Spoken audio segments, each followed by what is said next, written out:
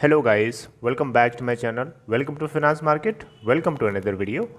Guys Reliance communication limited की जो annual general meeting थी 26 सितंबर को, उसका क्या हुआ उसके बारे में कुछ पता नहीं चल पा रहा है, ना उसकी न्यूज़ है कहीं। मैंने बहुत छानबीन करी, कोशिश करी पाने की, लेकिन कुछ भी नहीं मिल रहा है। उसके ऊपर मैं अपना डिस्कशन करना चाहूँगा आपसे। उसके अलावा आपसे एक अपडेट भी मैं शेयर करना चाहूँगा जो रिलायंस कम्युनिकेशन लिमिटेड से जुड़ी हुई है। तो आइए देखते हैं सबसे पहले अपडेट को। अपडेट ये है यहाँ पे गाइस कि चाइनीज़ जो बैंक्स है, industrial and commercial bank of China, export import bank of China, China development bank, इन तीनों बैंक्स ने बेसिकली जो लोन दिया था, लगभग 717 मिलियन डॉलर का लोन है, अनिल अंबानी को देना है। लेकिन अनिल अंबानी अपने आप को यूके की हाई कोर्ट में वीडियो कॉन्फ्रेंसिंग के जरिए जिसको प्राइवेटाइज कराने की कोशिश कर रहे थे, हो नहीं पाया बल्कि जबकि तो यहाँ पे इन्होंने अपने आप को बिल्कुल ऐसा कुछ साबित किया कि इनके पास कुछ है नहीं।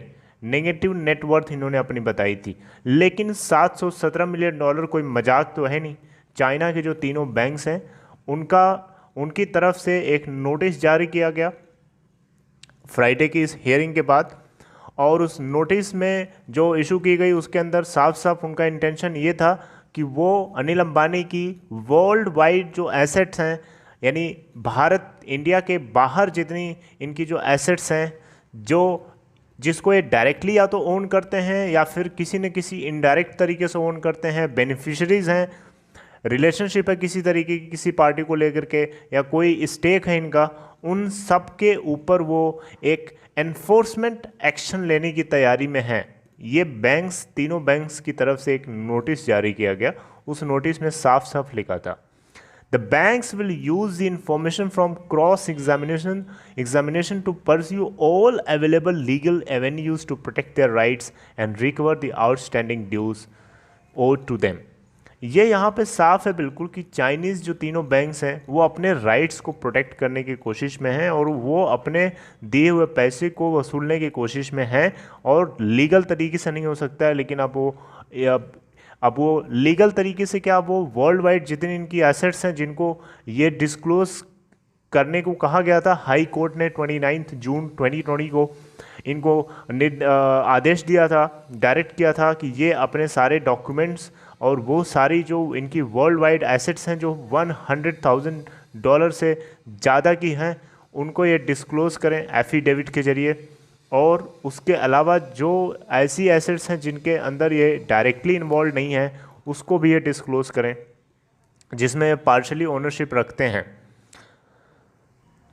अब ये चाइनीज़ बैंक्स जो हैं एनफोर्समेंट एक्शन बाहर ही ले सकते हैं, इंडिया के अंदर नहीं ले सकते हैं। इंडिया के अंदर जो इनकी एसेट्स हैं, आरकॉम के अलावा और जितनी एसेट्स हैं, उसके ऊपर वो अपना एनफोर्समेंट एक्शन नहीं शुरू कर सकते। इसके पीछे सबसे बड़ा कारण ये है कि यहाँ पे रिलायंस कम्युनिकेशन लिमिटेड को लेकर के स्टेट बैंक ऑफ इंडिया ने इंसॉल्वेंसी प्रोसीडिंग्स स्टार्ट करी हुई है, जिसके ऊपर स्टे लगा रखा है हाई कोर्ट ने।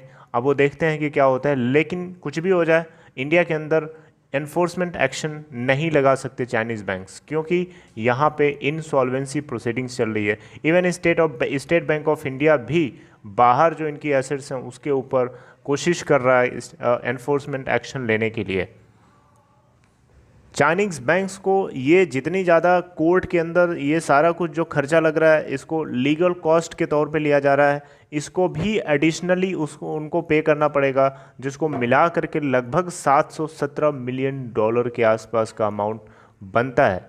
तो ये पे करना पड़ेगा। अब ये किसी तरीके से इनकी वर्ल्ड वाइड एसेट्स को एक्वायर करने की कोशिश में लगे हुए हैं।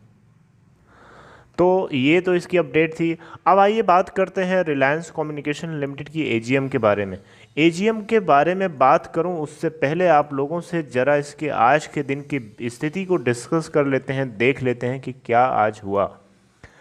गाइज आज ये ओपन होता है 1.95 पे एंड वहाँ से 1.90 का लो बनाता है एंड 2.00 का हाई बनाता है। आप देखें तो आज के दिन के लिए इसका लोअर सर्किट एंड लगा हुआ था 1.90 का और अपर सर्किट एंड लगा हुआ था 2.00 का।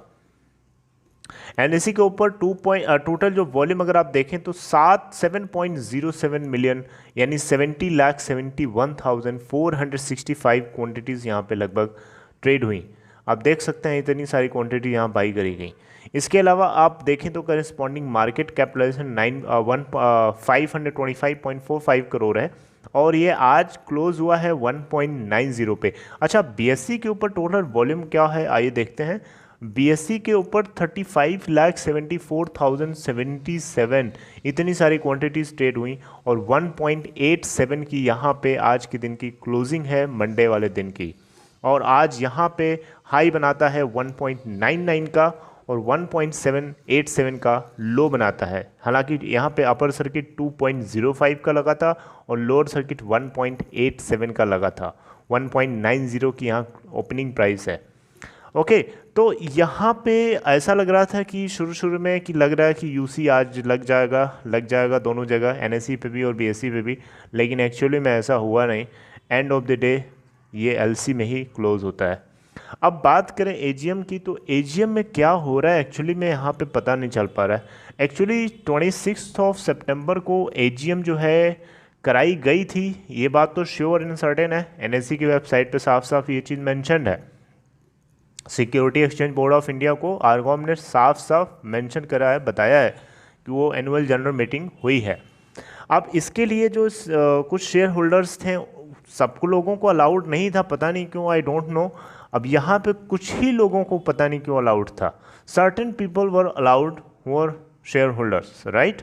सब लोगों को अलाउड नहीं किया गया इस बार, क्यों, वाई? कुछ छुपाया क्यों जा रहा है? कुछ न कुछ तो यहाँ गड़बड़ है, कुछ न कुछ तो अंदर चल रहा है मामला। यहाँ पे छुपाने के पीछे कारण क्या है? इस एजीएम को ना तो किसी रिपोर्ट किया किसी ने, ना किसी न्यूज़ पे आया, ना किसी चैनल पे आया, ना किसी वेबसाइट पे अभी तक ये चीज़ रिफ्लेक्ट हुई, ना किसी शेयर होल्डर ने इसको डिस्क्लोज़ किया, क्योंकि मोस्टली लोगों को पार्टिसिपेट ही नहीं करने को कहा गया, मतलब लॉगिन ही नहीं हो पा रहा था। तो यहाँ पे कुछ ही लोग जो हैं, जो सेलेक्टेड लोग रहे होंगे, उन्हीं को इनवाइट किया गया, उन्हीं को एंट्री मिली और उनसे इन्फॉर्मेशन बाहर डिस्क्लोज ही नहीं हुई, क्योंकि वो सेलेक्टेड लोग ही रहे होंगे तो कैसे डिस्क्लोज होगी? अगर वो सेलेक्टेड लोग ना होते तो मामला फैल जाता, डिस्क्लोज हो जाती बातें, लेकिन ऐसा नहीं हुआ, डिस्क्लोज नहीं है, कुछ तो गड़बड़ है अंदर। तो यहाँ पे क्या कुछ पक रहा है, ये दोनों भाई मतलब पब्लिक को साफ नहीं बताते हैं क्या चल रहा है अंदर, है ना। पब्लिक को लटका दिया, बिल्कुल इन्वेस्टर्स को लटका दिया। अब यहाँ पे पैनिक क्रिएट करके कुछ लोग लॉस बुक करके निकलेंगे, कुछ लोग बहुत हाई प्राइस पे 19 रुपीज़ पे 20 रुपीज़ पे फंसे हुए हैं। इवन उससे भी ऊपर लोग यहाँ पे फंसे हैं, मुझे पता है उनके ऊपर क्या बेहतरी होगी। एटलीस्ट यार क्लियर कर दो, साफ कर दो कि हाँ ये चीज़ होनी है, ये चीज़ नहीं होनी है। एटलीस्ट उससे लोगों को एक डिसाइड करने में, डिसीजन लेने में थोड़ा सा क्लियरेंस आ जाता।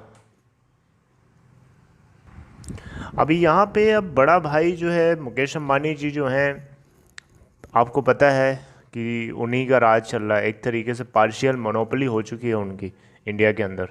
तो डिसीजन उन्हीं के हाथ में है, जो चाहेंगे उसी तरीके से होगा।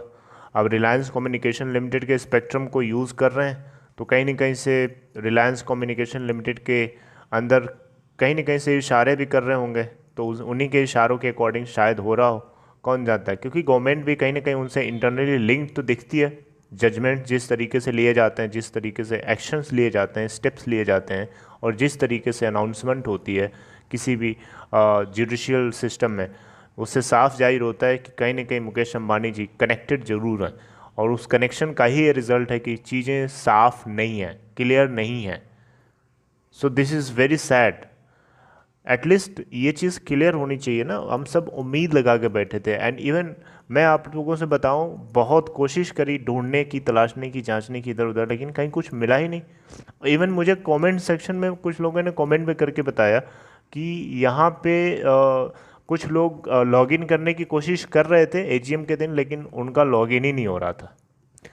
इसका मतलब हुआ कि उन्होंने पहले से इंटेंशन थी उनकी कि सबको यहाँ इनविटेशन नहीं मिलेगा, कुछ ही लोगों को मिलेगा, सेलेक्टेड लोगों को। इवन मैंने जा करके पढ़ा भी था एनएससी की साइट पे, वहाँ पे भी साफ साफ मेंशन था कि only few people were allowed to attend AGM. तो अब इसके पीछे की क्या कहानी है, अब चीज़ें जैसे जैसे सामने आएंगी वैसे ही पता चलेगा और मैं आपको बताऊंगा। अभी आपको बताना चाहूँगा 6 अक्टूबर को सुप्रीम कोर्ट ने आई थिंक डायरेक्शन दिए थे 6 अक्टूबर को। कुछ है यहाँ पे 6 अक्टूबर को बेसिकली यहाँ पे स्टेट बैंक ऑफ इंडिया की जो वो 1200 करोड़ के लिए जो प्ली फाइल करी गई थी उसी से जुड़ी हुई कोई खबर अपडेट आनी है हाई कोर्ट की तरफ से, तो उसकी तरफ देखते हैं क्या होता है वहाँ पे। और उसके मीनवाइल बीच में कुछ न कुछ जरूर चीज़ें उभर के आती रहेंगी, कोई भी चीज़ कब तक छुपी रहेगी। और लेट्स सी कि इनका इन्हीं का राज चल रहा है, कुछ भी कर रहे हैं, छुपाए चाहें जब तक छुपा सकते हैं। एंड लेट्स सी कि क्या मतलब इंटेंशन है इनका, क्या होने जा रहा है। जो कुछ होगा अपडेट मैं आपको एक एक चीज़ें मैं आपको अपडेट करूँगा। इवन एक छोटी सी भी चीज़ आएगी उसके लिए भी मैं आपको अपडेट जरूर करूँगा, और मैं करता भी रहता हूँ इस तरीके से, आपने देखा भी है काफ़ी। तो this is all about today in this video guys for Reliance communication limited. I hope you liked it. आप लोगों काफ़ी ज़्यादा आप लोग भी परेशान थे, उम्मीद में थे कि ऐसा क्यों हुआ कि अभी तक एजीएम के बारे में नहीं बताया गया। तो इसके पीछे की खबर जो थी, जो पीछे की बात थी वो मैंने आपके साथ शेयर करी। I hope you liked it guys. If you want to suggest, if you have any idea regarding this, let me know in comment section. अगर आपको कुछ पता है इसके बारे में तो प्लीज़ आप भी बताइए मुझे कमेंट सेक्शन में। आपको कहाँ से किस तरीके की बातें पता है और क्या आपको लगता है इसके पीछे क्या हो सकता है, क्यों ऐसा हो रहा है, late me know in comment section. Demat या ट्रेडिंग अकाउंट अगर आपको ओपन कराना है तो डिस्क्रिप्शन बॉक्स चेक करिए, वहाँ एक लिंक दिया गया है, लिंक को क्लिक करिए, आप स्टॉक के अंदर अकाउंट ओपन करा सकते हैं। फाइनेंस मार्केट को फर्स्ट टाइम देख रहे हैं, make sure to subscribe and also make sure to press the bell icon to get notifications. See you next time guys, take care.